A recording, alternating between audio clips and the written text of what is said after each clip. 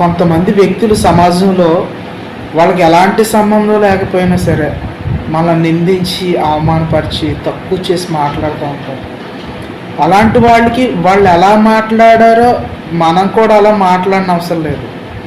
ఎందుకంటే మనం ప్రభువు యందు జీవిస్తున్నాం కాబట్టి వాళ్ళు మాట్లాడినట్టు మనం మాట్లాడిన అవసరం లేదు. వాళ్ళు వాగినట్టుగా మనం వాగవసరం లేదు. ఓకే, గాడ్ బ్లెస్ యూ అని సైలెంట్గా వచ్చేయండి, అంతే.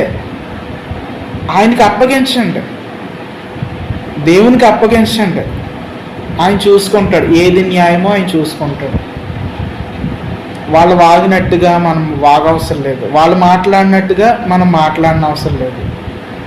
ఆయనకి అప్పగించండి, మన రక్షణ కాపాడుకోవాలి.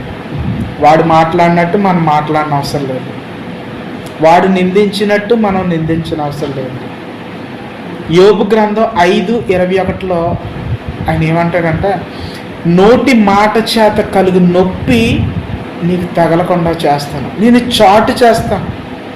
ప్రళయం వచ్చినా సరే నీకు ఆ మాట చెవిలో పడకుండా చేస్తాను.